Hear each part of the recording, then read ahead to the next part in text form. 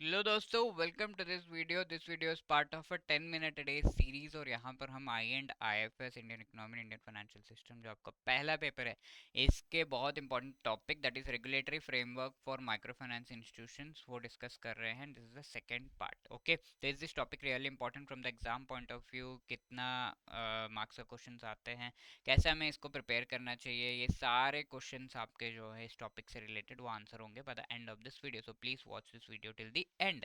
अब ये JIB exam की अगर आप प्रिपरेशन कर रहे हैं then you should have a very good idea कि आगे पेपर किस तरीके से आ सकता है। तो उसका आइडिया आपको लगेगा इफ़ यू नो कि प्रीवियसली पेपर कैसा आया था। तो प्रीवियस ईयर क्वेश्चंस और उससे derived most important topics and MCQs ये आपको बहुत अच्छे से इस चीज़ को असेस करने में हेल्प करेंगे। तो इनका बढ़िया पीडीएफ डॉक्यूमेंट हमने बनाया है which you can download by clicking the link given in the description of this video. Okay, तो आज का हमारा टॉपिक है regulatory framework for micro finance institution. So already we have seen कि बैकग्राउंड क्या था। एपी माइक्रो फाइनेंस क्राइसिस आया था 2010 में, जहां पर माइक्रो फाइनेंस बहुत सारे लोगों को दे तो दिया गया था, बहुत पुअर पीपल को भी। तो जो वुमेन है उनसे फोर्सफुली, ठीक है, कोर्सिव मेथड से उसे वसूलने की भी कोशिश की जा रही थी, जिसकी वजह से यहाँ जो एक क्राइसिस आ गया था 2010 में। 45 डेज में अराउंड 30 वुमेन कमिटेड सुसाइड। तो आगे वाईएच मालेगाम कमेटी को बिठाया गया कि भाई प्लीज़ लेट अस नो कि हमें क्या करना चाहिए। और ये कमेटी के रिकमेंडेशन के बेसिस पर कुछ रिफॉर्म्स लाए गए। एंड देन आरबीआई के रेगुलेशन जो है इस चीज़ में काफ़ी ज़्यादा इंपॉर्टेंट है। So let us have a look at the regulatory framework further. तो ये आरबीआई के डायरेक्शंस है जो लाए गए थे। इंडियन डायरेक्शंस को हम डिस्कस करते हैं। Section 2135A 56 banking regulation act के तहत, चैप्टर 3 बी आरबीआई एक्ट के तहत and section 32 national housing bank act के तहत ये डायरेक्शंस को लाया गया। अब माइक्रो फाइनेंस लोन्स को डिफाइन किया गया कि एनुअल हाउस होल्ड इनकम जो लोगों का 3 लाख रुपीज़ है वो उसे उस या उससे कम जिनका एनुअल हाउस होल्ड इनकम है तो उन्हें वो जो लोन ले रहे हैं that is called the micro finance loan. ठीक है, अब ये micro finance loan collateral free होता है कम्प्लीटली। ठीक है, एनुअल इनकम लोगों को याद रखना है, 3 लाख से ज़्यादा अगर होगा तो उन्हें ये माइक्रो फाइनेंस लोन नहीं दिया जा सकता, and that too collateral free में वे में तो बिल्कुल भी नहीं। ठीक है, अब हाउस होल्ड ये जो हाउस होल्ड होगा, एनुअल हाउस होल्ड इनकम कहा गया, तो हाउस होल्ड की डेफिनेशन क्या है? Household individual family unit होगा जिसमें हस्बैंड वाइफ उनके अनमैरिड चिल्ड्रन उनका पार्ट बनते हैं। कोई मैरिड पीपल होंगे, मैरिड चिल्ड्रन होंगे तो they are not part of that particular household, उनके उनसे रिलेटेड ये लोन नहीं दिया जा सकता। अब कंडीशंस काफ़ी इजी है, कोलेटरल फ्री है, फ्लेक्सिबल रीपेमेंट, ये सारी चीज़ें यहाँ पर हैं। कोई भी लिए क्योंकि कोलेटरल नहीं है तो आपको कुछ भी गिरवी रखने की ज़रूरत नहीं है, need not keep anything on collateral. अब हाउस होल्ड इनकम की हमने बात तो कर ली, बट हाउस होल्ड इनकम को एसेस कैसे किया जा रहा है? तो असेसमेंट से रिलेटेड बोर्ड जो बैंक है उसका बोर्ड अप्रूव्ड एक पॉलिसी होगा एंड वो पॉलिसी के बेसिस पर असेस किया जाएगा। और जब भी इनकम एंड ये सारी चीज़ें जब आपने लोन ले रखा है तो आपका एक क्रेडिट इंफॉर्मेशन कंपनीज के द्वारा क्रेडिट स्कोर ज़रूर बनता है। ठीक है, तो वो क्रेडिट स्कोर में वेरिएशंस करने होते हैं, इनकॉर्पोरेट करना होता है वेरियस फाइनेंशियल इन्फॉर्मेशन को। तो दैट इज़ वाई जो भी इंफॉर्मेशन ये बैंक इकट्ठा करेगा आपसे रिलेटेड तो वो क्रेडिट इंफॉर्मेशन कंपनीज को भी आपको शेयर करना होगा, so that they can also update their credit score based upon the information that you have obtained. ठीक है, तो each regulated entity mandatorily submit information regarding household income to credit information companies. Regulated entities are the banks and financial institutions mainly।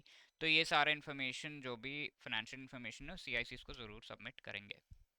अब loan repayment obligation से related limit के बारे में यहाँ पर कहा गया है। ठीक है, तो जो भी लोन लिया जा रहा है वो उसका कितना परसेंटेज इनकम होना चाहिए, ये सारी चीज़ें देखी जाएंगी कि आपका इनकम कितना है, उसके बेसिस पर आपको लोन कितना सैंक्शन किया जा सकता है।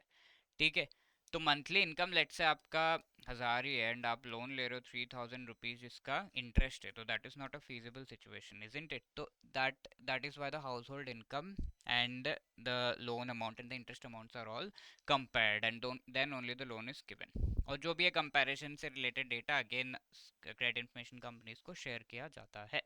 अब आगे और भी चीज़ें जैसे लोन्स की प्राइसिंग किस तरीके की होगी तो ये भी डायरेक्शंस में दिया हुआ है। तो जो भी प्राइसिंग है, interest rates, range of spread, ceiling interest rate पर जो भी है वो सब कम्युनिकेट अच्छे से करना। जो भी रखो आप वो with in the RBI rules and norms होने चाहिए, the fact sheet and everything में इसकी इंफॉर्मेशन होनी चाहिए कि हाँ क्या क्या आप ये रूल्स एंड रेगुलेशंस रख रहे हैं। एंड बोरोवर्स के तरफ फेयर प्रैक्टिस कोड के हिसाब से बोरोस को सारी इन्फॉर्मेशन देना, कोई भी चेंजेस से रिलेटेड बोरोस को इंटीमेट करना, and finally coercive methods use किए बिना उस लोन को रिकवर करना, other things that you need to keep in mind as a bank. और क्वालिफाइंग एसेट क्राइटेरिया एक बनाया गया जहां पर कई सारे एनबीएफसी माइक्रो फाइनेंस इंस्टीट्यूशंस बन तो जाते हैं, लेकिन वो इस तरीके से माइक्रो फाइनेंस लोन्स देने के लिए बहुत ज़्यादा क्वालिफाइड नहीं होते। तो फिर भी even though they are not qualified completely, उनके जो है नॉर्म्स सेट नहीं हो रहे हैं, फिर भी टोटल एसेट्स का 25% जो है माइक्रो फाइनेंस लोन्स दे सकते हैं। ठीक है, there are some conditions that they need to fulfill. अब वो फुलफिल नहीं भी हो रहे तो 25% अपना पूरा एसेट्स में से ये क्वालिफाइंग एसेट यानी कि माइक्रो फाइनेंस लोन्स वो फिर भी दे सकते हैं। तो these are the things. Okay, now this is the question for you. ये प्रीवियसली पूछा भी गया है।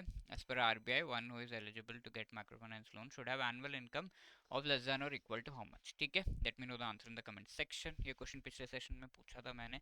तो कौन सी कमेटी बैठाई गई थी माइक्रो फाइनेंस इंस्टीट्यूशन से रिलेटेड इंडिया में? तो YH Malegam committee, B is the right answer over here. Okay, and if you want to clear all the four components of JIB exam in one go, need guidance and help related to that, तो हमारे master course को आप opt कर सकते हैं, जिसमें चारों components से रिलेटेड, चारों पेपर से रिलेटेड बढ़िया शॉर्ट रिकॉर्डेड वीडियोस आपको प्रोवाइड किए गए हैं। ईच एंड एवरी चैप्टर के शॉर्ट शॉर्ट वीडियोस, आराम से वीडियोस देखिए एंड अपना चैप्टर फटाफट कंप्लीट करिए। आप अपने ब्रेक टाइम, कम्यूट टाइम, छोटे छोटे टाइम पॉकेट्स को यूटिलाइज कर सकते हैं, because the videos are short.